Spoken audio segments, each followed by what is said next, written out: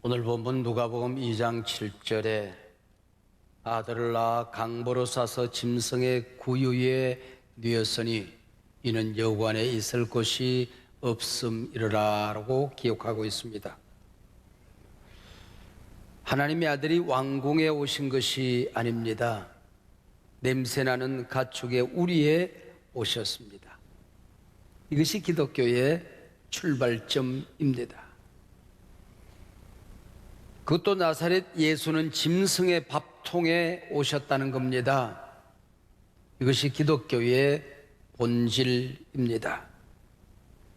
흔한 말로 기독교는 십자군 정신으로 세상을 정복하는 종교가 아니라 십자가 정신으로 내려가 세상을 섬기는 종교라고 하는 겁니다. 본질로 가면 교회는 살게끔 되어져 있습니다. 본질에서 그만큼 멀어지면 교회는 교회가 될 수가 없는 겁니다. 지난 주간 저는 근대 문화는 어떻게 우리에게 오게 되었는가라는 주제로 중앙일간지 종교문화부 우리 국장님들, 부장님들, 주요한 기자님들을 모시고 3일 동안 근대 기독교 문화 유산 초기 선교사님들의 발자취를 돌아보았습니다. 마지막에 오른 곳은 대구 선교의 향취가 풍기는 청라 언덕이었습니다. 여기 청라라고 하는 말은 서양 선교사님들이 세웠던 붉은 벽돌 집에 담쟁이 넝쿨을 올린 모습을 말합니다. 1922년이니까 꼭 100년 전 일이네요. 이현상 님이 시를 쓰고 박태준 님이 곡을 붙인 동무생각이라는 노래가 있었지요. 거기 보면은 청라 언덕이라고 하는 말이 나옵니다. 이곳은 집 없는 거지들이 처음에 길가에서 죽으면 적당히 실어다가 버리는 곳이었습니다. 대구에서 온갖 더러운 쓰레기를 갖다 버리는 곳이라고 하여 똥산이라고 불려지던 곳입니다. 이 언덕을 선교사님들이 구입을 했습니다. 그랬더니 아무도 주목하는 사람도 없었고 선교사님들이 넓디 넓은 땅을 구입하는데도 반대하는 사람이 없었던 것이요. 청교도들이 아메리카 대륙에 도착해서 이런 집들을 지었습니다. 붉은 벽돌집을 짓고 담쟁이 넝쿨을 올렸습니다. 이게 청라입니다. 추위를 좀 막을 수 있었고 더위를 막을 수가 있는 건물이었습니다. 청라 언덕에 선교지를 잡았던 선교사님들은 아메리카 대륙의 청교도들이 기독교 나라를 세웠던 것처럼 이 나라가 기독교 나라가 되기를 원했던 간절한 마음이 담겨 있었던 것이지요. 대구 지역 선교에 미쳐 살던 아담스는 이 청라 언덕에 대구 제1교회를 세웁니다. 그리고 하루에 한 교회를 세울 만큼 미친 듯이 경북 대구 지역을 뛰어다니며 복음을 전했습니다. 교회가 서면 교회들마다 어린아이들을 깨우치기 위하여 초등과정의 학교를 세웁니다. 그리고 선교사님들은 개성중고등학교, 신명여자중고등학교를 세웁니다. 개성과 신명에서 각각 한자들을 따와서 계명대학을 세우게 되지요. 아담스를 도쿄에서 대구로 내려왔던 존슨 의료선교사는 이 언덕에 병원을 세웁니다. 청라 동산에 세워진 병원이라고 하여 동산병원이라 이름했습니다. 동산병원 2대 원장 플래처는 몰려오는 한센시병 환자들을 따로 진료하기 위해서 별도의 공간을 마련합니다. 영국 나병구제회의 도움으로 청라 언덕 옆에 4만 평의 대지를 구입하고 그들을 돌보고 그들을 진료하기 시작했으니 이름하여 애락원입니다. 복음, 버려진 땅에 전해졌을 때에 시체나 버리던 똥산이 복음의 땅, 천국의 언덕으로 바뀌어지게 된 것입니다. 복음이 이 땅에 전해지는 그날부터 지구촌 모퉁이에 버려진 백성들이 하나님의 백성이 되기 시작했습니다. 이것이 복음이 가지고 있는 힘입니다. 복음이 살아있을 때에 지금도 이런 역사는 우리 곁에서 일어나게 되는 것입니다. 귀신이 우글거리던 가정에 복음이 전해지면 그 가정에 하나님의 임재와 성령의 다스림이 나타나는 하나님의 가정이 되기 시작하는 것입니다. 해적대들의 배에 복음이 임하게 되었을 때에 그들은 세계를 정복하는 선진국가로 바뀌어지게 되는 것입니다. 오늘 여러분의 위기가 무엇입니까? 한국교회의 위기는 무엇입니까? 우리 민족이 당하고 있는 어두운 그림자는 무엇입니까? 어떻게 나라를 구하고 한국교회를 되살리고 여러분의 가정에 하나님의 복이 임하게 할 수 있을까요? 살아계신 하나님의 말씀, 복음의 능력이 떨어지면 이 모든 일들이 가능하게 될 줄로 믿습니다. 한국 초기 선교사님들이 모두 그러했지만은 특별히 호남 지역을 선교 교구로 맡은 선교사님들은 오늘 복음을 전하고 내일 죽을 사람들만 같았습니다. 복음 전도는 물론 사회적인 약자들을 돌보는 일에 미쳐 있었습니다. 이 사람들이 호남 땅을 밟자마자 청일 전쟁을 마치고 돌아가던 일본 군인들에 의해서 전염된 콜레라가 기승을 부리고 있었습니다. 당시 콜레라에 감염되어지면 8, 90%의 사람들이 죽어갔습니다. 일제강점기 약 하나를 먹을 수가 없었던 우리 백성들, 치료책이라고는 부적을 갖다 붙이는 길밖에 없었습니다. 그래서 선교사님들은 자기가 감염되어지고 죽는 것을 아랑곳하지 아니하고 방역과 그들을 깨우치는 일, 손을 닦고 어떻게 격리해서 자신의 감염된 콜레라를 이길까를 가르치는 일에 불철주야 뛰는 길밖에 없었습니다. 이런 몸부림이 전주의 예수병원, 광주엔 기독병원을 세우고 질병과의 전쟁을 시작하게 되는 것입니다. 그리고 이분들의 눈을 띄워야 되겠다. 미신적인 사고방식을 깨우치기 위해서 과학적이고 합리적이고 민주적이고 복음적인 의식을 깨우치기 위해서 전주의 신흥학교, 기전 여자중고등학교, 광주엔 숭일중고등학교, 수피아 여자중고등학교를 세우게 되는 것입니다. 선교사님들이 환자를 돌본다고 하니까 나 환자들이 찾아옵니다. 근데 우리나라 사람들은 나 환자가 마을에 나타나면은 돌을 던졌습니다. 괴담을 퍼뜨렸습니다. 나 환자들은 어린아이의 간을 빼먹는다고 하더라. 그래서 그들을 멀리했던 것이요. 그러나 선교사님들은 배가 고파서 길바닥에 쓰러진 나 환자들을 품에 안고 집에 들어가 치료하고 덜보기 시작합니다. 이 사람들이 점점 많아져서 나 환자만을 치료하는 병원, 나 환자를 돌보는 시설을 만들게 되니 이름하여 애양원입니다. 이곳에 목사로 이분들을 돌보기 위해서 찾아왔던 손연준이라는 목사님이 계십니다. 그들과 더불어 살아가다가 아예 이들과 함께 죽어야 되겠다는 결단을 하고 그들을 떠나지 않겠다는 자신의 각오를 보여주기 위해서 이름을 양원이라고 바꿉니다. 손양원 목사님이지요. 6.25 때 동인이와 동신이 두 아들을 잃고 그 아들을 죽인 괴뢰를 양아들로 삼는 사랑의 원자탄으로 유명한 이지요. 광주 선교는 사회적인 약자들과의 동행이었습니다.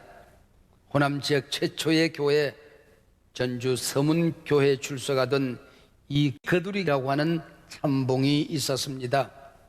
원래 이름은 이보한이라는 분인데 아예 원 이름을 잃어버리고 길거리에 거지들을 하도 많이 거두어서 세상에 버려진 백성들, 창기들을 돌보는 사람으로서 마지막 무르익은 곡식을 거두듯이 거두는 일에 미쳐 살았다고 하여 이 사람의 이름이 이거두리가 된 것입니다. 평생을 그렇게 살다 그가 죽었을 때에 거지들이 깃발을 들고 곡을 하며 상여들을 따르는데 그 길이가 4km가 넘어섰다는 것입니다. 어비선 선교사님은 호남 땅에서 선교를 하다가 왜 이 나라는 어린아이들이 이렇게 많이 죽는가 하는 의문점을 가지게 됩니다. 그래서 단백질이 모자라서 그렇다는 것을 발견하고 본국에 들어가 콩을 가져와서 콩을 씹어 전국에 퍼뜨리고 아이들에게 단백질을 공급하기 시작합니다. 그리고 그의 노력으로 정부는 백정도 사람이다라는 선언을 하게 되는 것입니다. 백정의 아버지라고 일컬어지기도 합니다. 오늘 복음을 전하고 내일 죽을 것처럼 미쳐서 뛰던 사람 가운데에 정킨 선교사라는 분이 계십니다. 전북 지역을 뛰어다니며 복음을 주로 전했던 분인데 유창한 우리말로 설교를 하는 분입니다. 이 마을 저 마을 이 도시 저 도시 뛰어다니다 집에 들어갔더니 아이가 이미 죽어 묻혀 있습니다. 그 아이의 잔디가 마르기 전에 다시 뛰어나갑니다. 그렇게 하여 3남매가 모두 죽습니다.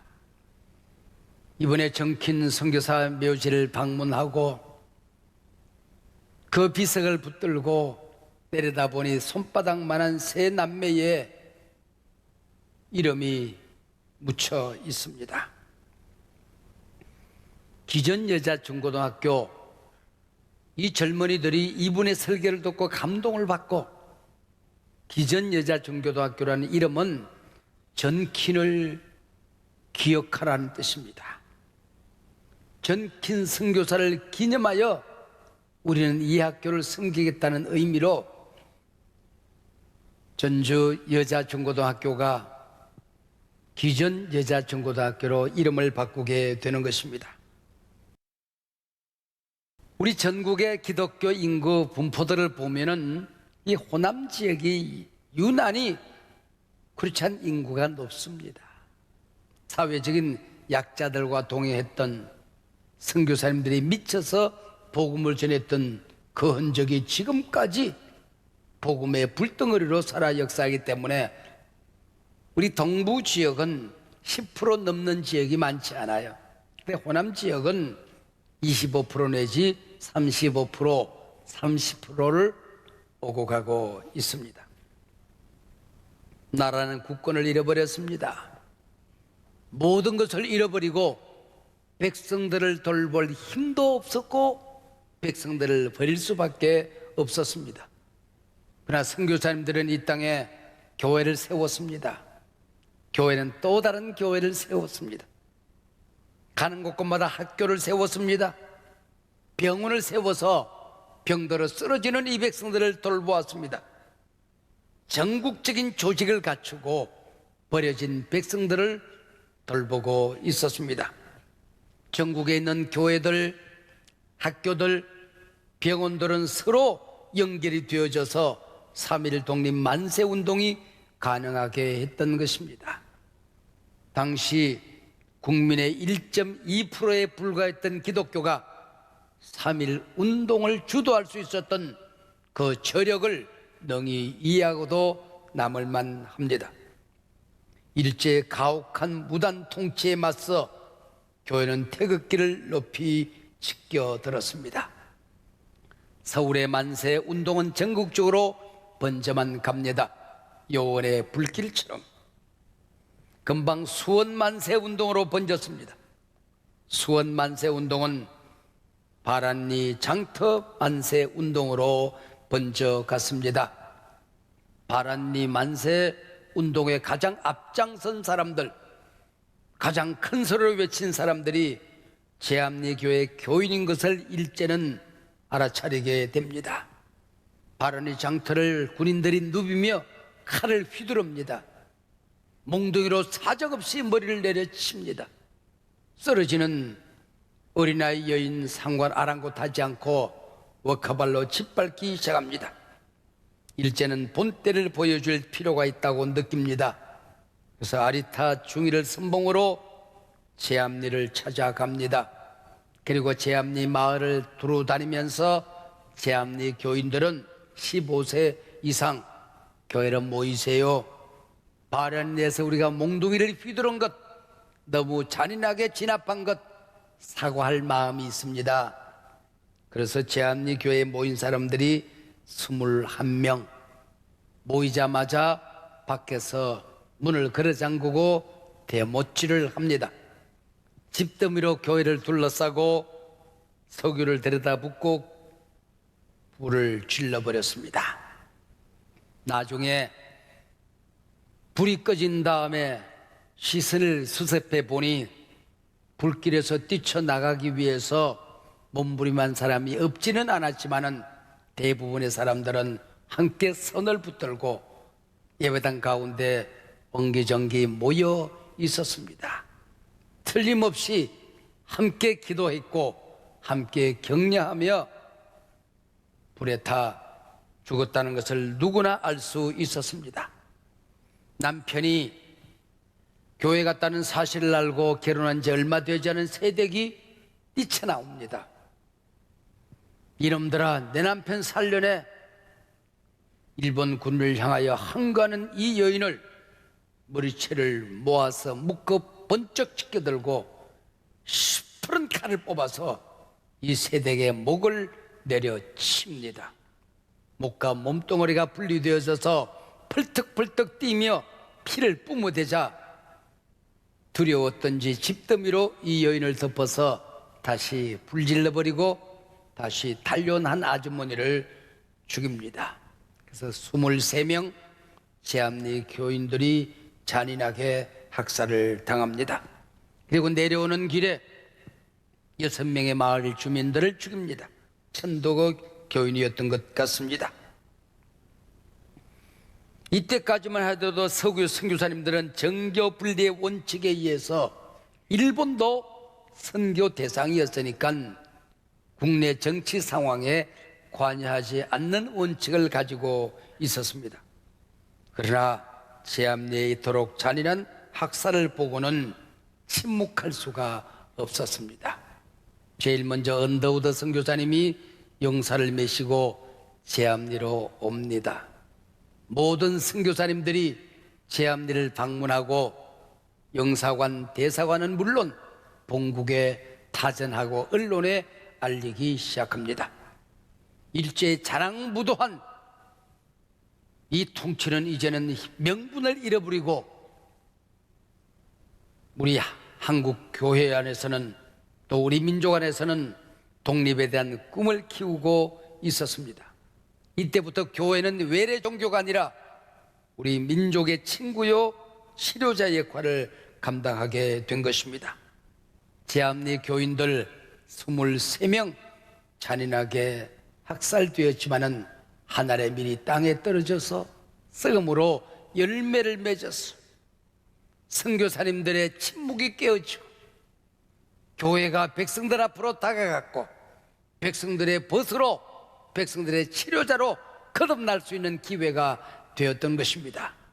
이것이 광복을 가져다 주었고 임시정부 대한민국 정부의 기독교가 가장 중요한 역할을 할 수 있는 계기가 되었던 것이죠. 가장 어둡고 암울했던 그때 저미 수호조약이라고 하는 국가 간의 이익이 우선되었던 조약이지만은 하나님께서는 이 조약을 꿰뚫고 알렌 선교사님이 이 나라에 찾아옵니다. 알렌에 의하여 서양 선교사님들이 올 수 있는 길이 만들어지고 분위기가 만들어진 그 틈바구니에 언더우드 선교사, 아펜젤러 선교사가 입국을 합니다.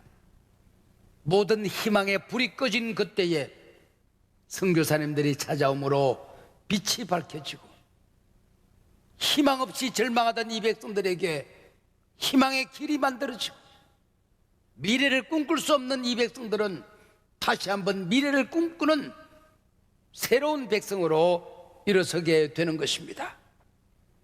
민주주의는 꽃피기 시작하고 근대화는 조금씩 싹트기 시작했습니다.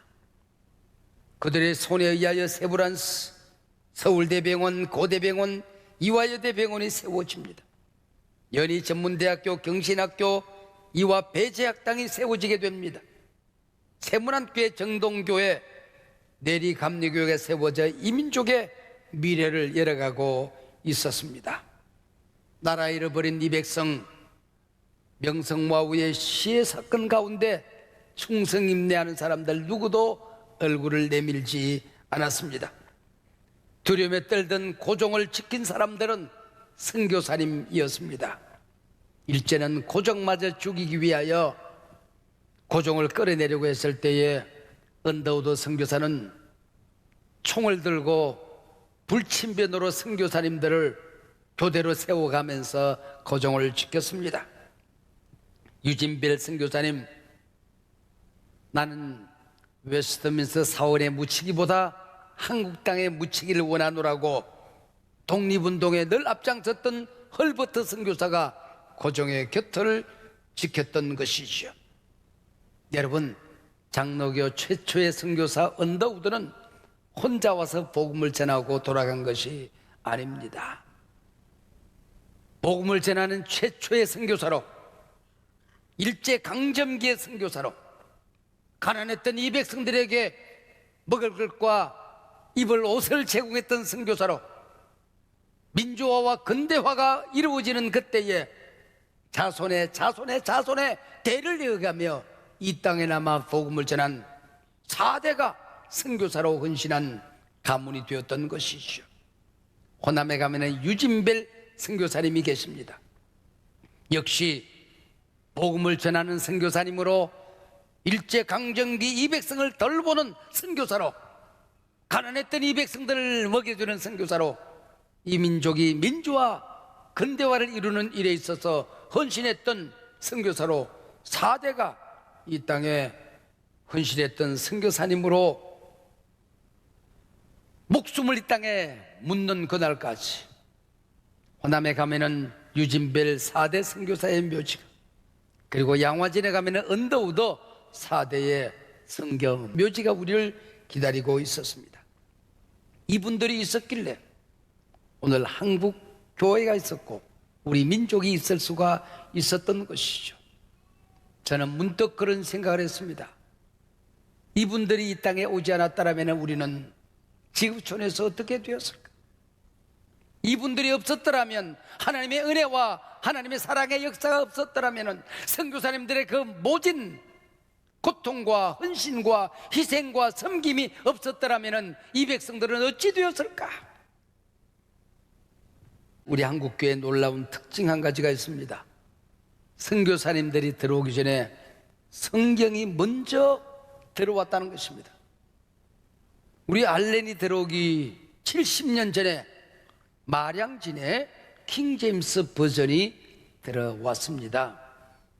뭐 우연한 여러 가지 수교 과정에서 들어오긴 했지만은 성경이 이 땅을 찾아온 겁니다.